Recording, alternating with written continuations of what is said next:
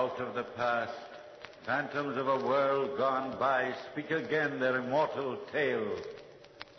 The doll.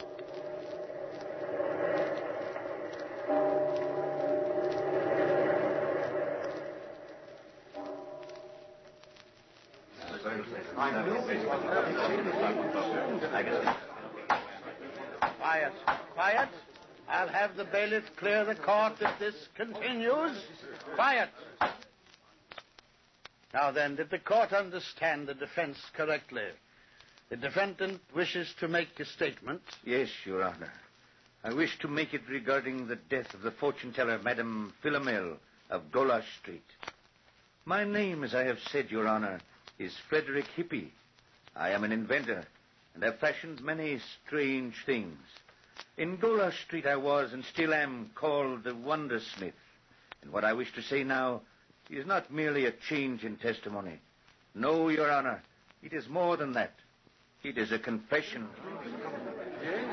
I am only a man who hated his stepdaughter with a burning passion.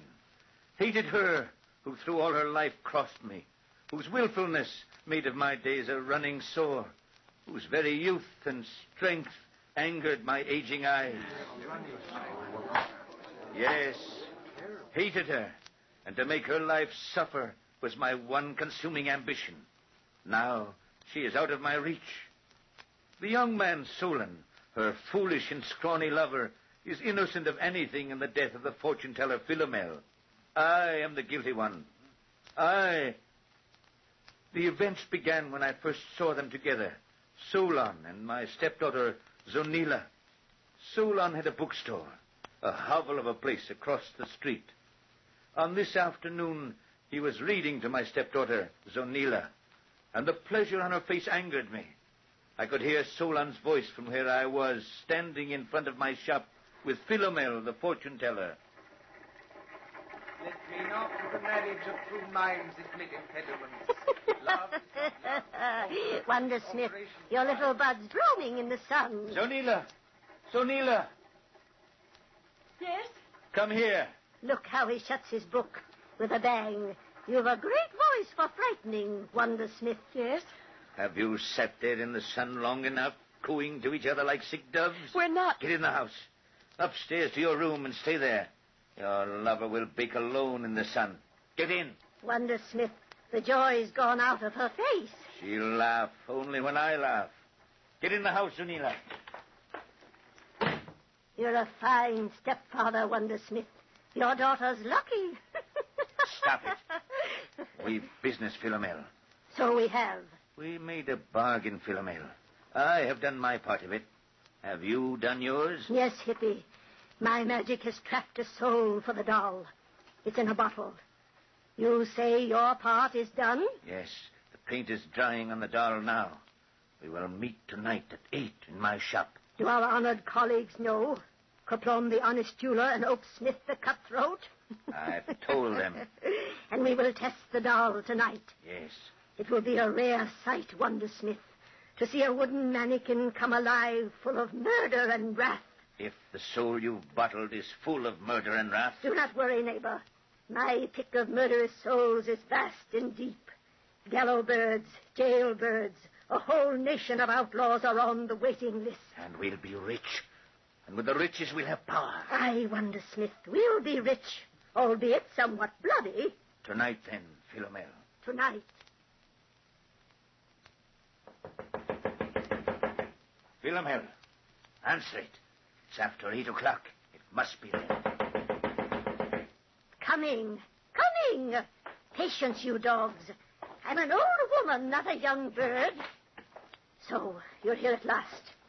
Come in, Coplon. You too, Brother Oaksmith. Is everything ready? Where's Hippie? Sit, friends. We will begin in a few minutes. Here's wine. Drink. I will be back in a moment. I've brought some stones, Philomel. Rubies. We'll test the doll with them. Here. Good. And you, Oaksmith? The key to the bird store. Splendid. You're a fine purse snatcher, boy. Is that the doll? Yes. Look. Oh, a masterpiece. Beautiful, Wondersmith. beautiful. A magnificent little man with the face of a devil. The sword in his hand is as sharp as a razor. I have never fashioned anything as fine as this. And we will bring him alive with one of Philomel's souls and send him out into the world for victims. That we choose. Yes, that we choose. He will bring us back the rarest jewels, and he'll fight the very devil himself to do it. An epic thief the size of a cat. Let us test him now. Have you the soul, Philomel? In this bottle, the soul of a scoundrel hung at dawn from a public gallows. You seem uneasy, Philomel. This is a restless and angry soul. He stirs in the bottle. Let it loose upon the doll. Soon. Silence. Huh? What is it, Abby? I heard something. In this hall, the step going by. Your daughter, perhaps. She wouldn't dare. Oh, come, you're imagining things. There's no one here. I'm not so sure. We're only wasting time. The doll. It sounded like a step. Oh, shut the door. You're nervous. All right. But I was sure that... Loose the soul, Philomel. Then put the rubies away and stand behind me. The soul will leap to the first figure it sees, and, well, I am a bit uneasy about the one I've captured. Be careful. Now then, I cover the doll and push the bottle under the covering. Loose the stopper and, unerring, sure with devilish art, possess this body, seize this heart, muscle and nerve and brittle bone, make them all your very own. Oh, it's moving under the covering. Pull off the wrapping. Pull it off. I'll do it. See? Oh, By the seven gods. It's alive. Alive. Like you and I. See how it glares at us, turning its doll's head from side to side. Oh. Look! It bares its teeth at me. the hate in its eyes when it glares at you, Philomel. Beware its sword, Philomel. Hippy, it is not a friendly doll. That's the soul you gave it, Philomel. It does not like me. Perhaps it wants the taste of blood, and I've the most of it here. The key to the bird store, Philomel. I gave it to you. So you did.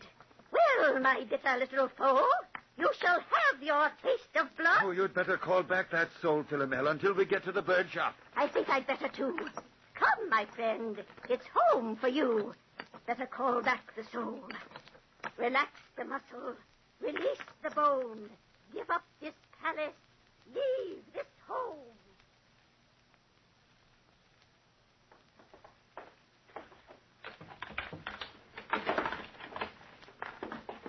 A light. It's black as pitch here. Wait. I've a candle. Hold the doll, Oaksmith, while I strike a match. I have the doll, Wondersmith. Just a minute. Huh? What's that? Strike a match, Wondersmith. Strike it. There. Wait. It's a parrot. There's a watchdog of a bird for you. Quick. Somebody might have heard. Give the doll his soul again, Philomel. Let's be done with this test. Silence! Master! Silence, you feathered fool. To work. Cover the doll.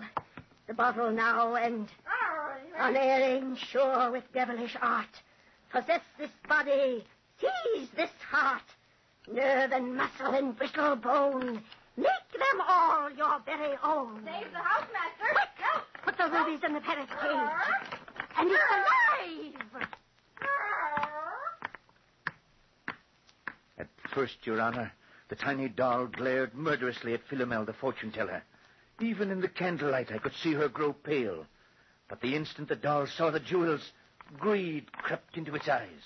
And nimbly, its tiny sword glittering in the candlelight, it ran across the tabletop, jumped to a shelf, and then, as graceful as a cat, leaped across to the parrot's cage. For a moment he hung there, the cage swinging back and forth, silently, back and forth. The parrot shouted at him, but the doll showed no signs of fear. He stared coldly, and with a thin, amused smile at the bird behind the bars. What happened then, Your Honor, happened in a twinkling. The doll flung the cage door back, and in he leaped, his sword flashing with a rapier speed. The parrot's wings frantically beat the air, and it screamed. Blood peered upon the bird's breast. The doll, like an Italian fencing master, danced about the frenzied bird, plunging his sword into it time and time again. All of us stood there, staring open-mouthed at the struggle in the cage, unaware that it was only the parrot screaming. It seemed to each of us that we could hear the din of some titanic battle, that we could see the dust of some distant armies locked in war. And then it was over in a flash. The bird screamed. It shuddered, and spasms racked its body. And then it fell to the floor of the cage. For a moment, the doll stood there, wild-eyed and panting. And then it bent, scooped up the rubies, and swung out of the cage. When it reached us, it dropped the jewels on the tabletop and watched Philomel. Magnificent. Magnificent. Did you see him? Lord. My doll's a success. A success. Philomel, watch out. Hippie! Hippie! I've got him. Draw the soul out quick. Did you see? He lunged at her. The doll lunged at Philomel. Draw out the soul. Draw out the soul. Relax the muscles. Release the bone. Give up this parrot. Leave this home. The doll lunged at Philomel, the fortune teller. Yes, Your Honor. The doll had lunged at Philomel, the fortune-teller. There was no question about it. The doll, or the soul that was in it, considered Philomel as his foe. At that time, Your Honor, the sword in the doll's hand was not poisoned. Ah, but later on, yes, later on.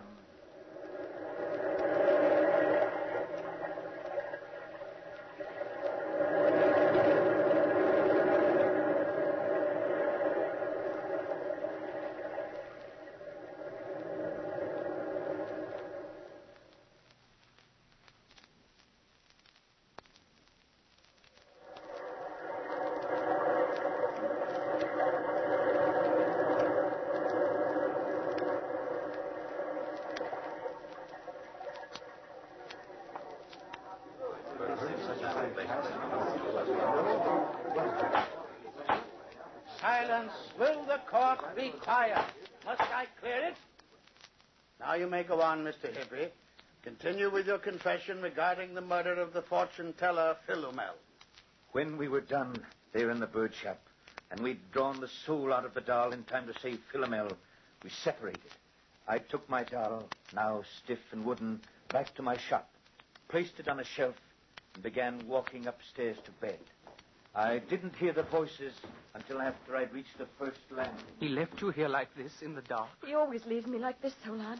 I sit for hours in darkness. I cannot open the window. He nailed it shut. I watched from the street many times, hoping you'd come to it. I couldn't. I know why now. What shall I do, Solon? My life here is a misery. He beats me, treats me like a slave, and hates me. Come away with me, Zonila. With you? Yes. Listen to me, Zonila. All that has been said between us are the words in books I've read to you. They were meant for others, those words. But when I said them, I knew. I felt that they were mine. What are books to me, Zonila, but sources to find my thoughts of you in words? Solon. Don't look at me with such wonder and surprise in your eyes, Zonila. Is it a wonder that I should love you? Is it an incredible event that your name should ring like a joyous bell in my brain? For months I've watched your window, hoping to see you appear in it. For months, torturous days, I've loved you, Zonila, loved you, and spoke to you the words of others because I was afraid. You love me, Solon? Me, a poor wretch? No poor wretch to me, Zonila, but the reality of my dream, the personification of my hopes. Me? Me? My love's as wide as the ocean's wide, Zonila, and as deep and as strong and firm as the iron mountains. Solon, Yes. it's so hard to say. So hard. Say it, Zonila. Say it. Dear Solon, You're crying. because a miracle has happened. A miracle. Zonila. I've loved you from the first time I heard your voice. And I thought you were only kind, showing pity. And I needed even that. I never thought you'd love me in my misery. Zonila, come away with me. Something is happening here in this house. It's evil. I felt it. You must come away with me. Wherever you want to go, Solon. Will you come now? Yes. Father. And where will you take her? Mr. Hippie. In what volume is this chapter, Bookworm? Is the escape all planned out for you by some other writer? I don't need their help. Yet you used them to steal her affection from me. Affection? What affection? From her father's loving bosom, you would steal her, his light of life. Leave us alone. I'm the brute, eh? The beast who treads on delicate feelings, is that it? We're leaving her together. Without my blessing? Without your curse. Come, Zonila. Stop. Leave the girl alone, cockerel, or I shall smash you even more than I planned. Do you think, fool, that I shall let her go? After all these years of crossing me, taunting me, do you think I shan't have my vengeance? Solon! Cry to your miserable lover. Get out of the doorway. I have plans for you, Zonila. You shall play nursemaid and mother to a doll I've fashioned. A more murderous child you'll never have. It's a gift I've carved for you to amuse you when you're lonely or to haunt your dreams. And I've a name for that doll. A fine name. One which will dry your tears when the real owner of it is no more. It shall be called Solon. Get away from the door. The comedy is over now, Bookworm. Solon, he's coming towards you. That's an alert girl you never wed, Bookworm. Come here. Don't, Solon, don't. No, cockerel, we'll test you. Solon! Solon! Solon!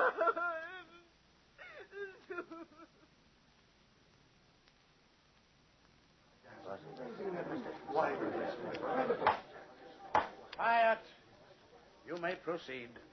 I had to strike the girl to quiet her, Your Honor. And when she was still, I bound up Solon, slung him across my shoulder like a sack of meal, and carried him downstairs to the shop. A plan was already formed in my mind, but it needed the help of the fortune-teller, Philomel. I made sure the shop was locked, and leaving Solon there, lying on the floor, I went out. The hour was 9:30. It took me only a few minutes to reach the fortune-teller's door. Who is it? Open. It's I, Hippy the Wondersmith. Coming. I'm an old woman. You knock like the very devils behind you. Come in. What brings you here now? The doll's soul. I need it. Ah, and why? I've a task for him. Another test, and it must be done tonight. What test, Wondersmith? A human one. Solon, the bookworm. Will you bring the soul? No. What? Why? Why not? I am not anxious to be carved like roast pork, Wondersmith, by the little devil. He hates me. We were badly met, it seems. But I need the soul now. No. I'll give you half my share of what the doll brings us later. And if I've long been buried by then? Philomel. No. Hippy, I must trap another soul. I won't wait. I won't. Solon must die now. Hippy!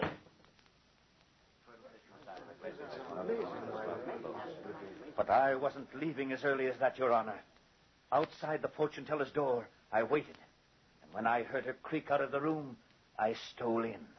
I knew where she kept the bottled soul. I found it, slipped it in the pocket, and stole out down to my workshop again. Solon was awake now, and as I came in, he watched me.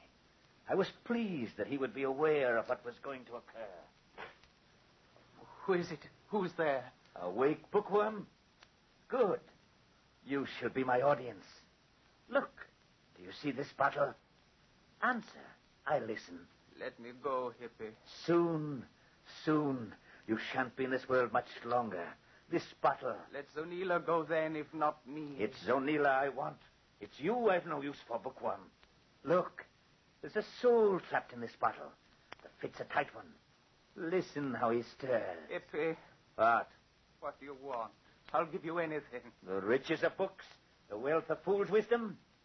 Have you any gold? No, but... Then we will go on. I have a doll, Bookworm. Let me show you why I am called the Wondersmith.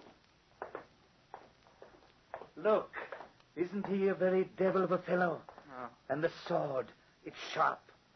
Small, but life, they say, hangs only by a thin thread. Yet to make sure, Bookworm, I shall poison the sword. You're mad, Hippy. Mad or not, I shall kill you. There. The sword's primed. Now watch me. Oh. I, too, can create life. I shall cover the doll. Now, if you please, I shall place this diamond ring upon your chest. My doll needs an incentive. No, don't move. Have you pity? Pity is a disease of fools. I've done without it. But no man... Stop. Take your ethics to the grave with you. Now, the moment's ready. Watch sharply. I put the bottle beneath the wrapping. Loose the stopper and... Spare me. Unerring, sure, with devilish art, possess this body, seize this heart, nerve and muscle and brittle bone, make them all your very own. Look, it moves. Off with the covering, off. See how he glares. There's your victim there. Hippy, once. Philomel. You fool, Philomel, the doll, Philomel. Stop it, Hippy! Stop it.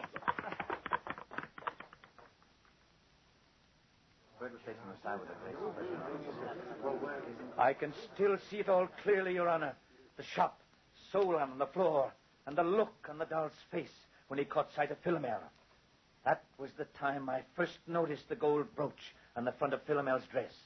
The doll raced across the floor with his sword held high. Philomel's face fell and then grew rigid with terror. She tried to back away, but the doll kept lunging and striking, and I could see the tiny sword sink in each time. Philomel gasped and shrieked with pain each time the sword struck. Suddenly, the fortune teller tottered, and her great body crashed to the floor. There was a sharp splintering of wood. I saw a tiny sword go skittering across the floor. And then I knew the doll I had fashioned, Your Honor, had been crushed, and the soul in it freed. I tried to raise Philomel. She was still alive. Oh, I'm sick, Wanda Smith. Sick. The sword. You poisoned it, didn't you? Yes, Philomel.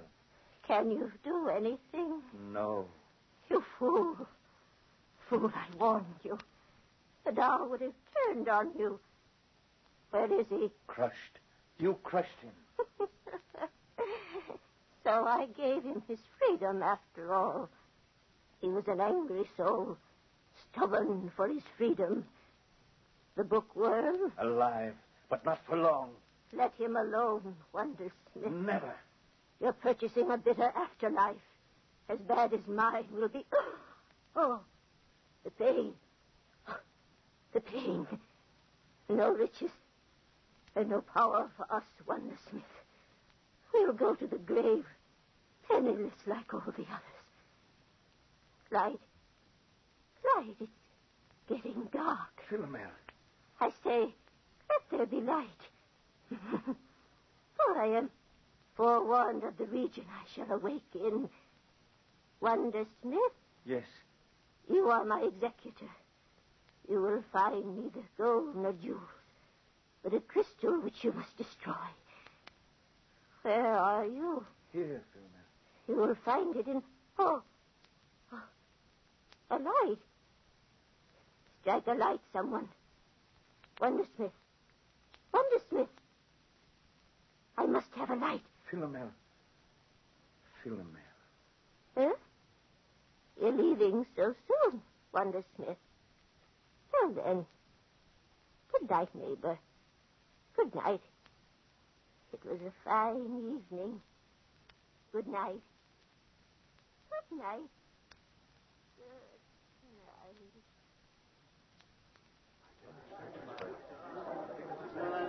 And she was dead, Your Honor. And for a little while, I sat there in the silence, holding her head in my arms. I think, and believe me, Your Honor, it is important that you do. I think I loved the fortune teller. In a little while, I got up. The young man was staring at the door.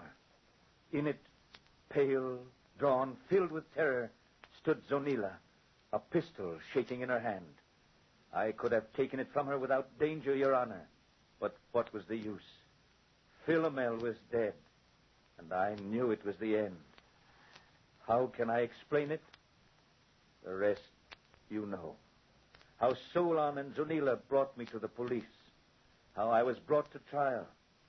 I am here because I am guilty. I beg no mercy from the court. Only, Your Honor, make it soon. Soon.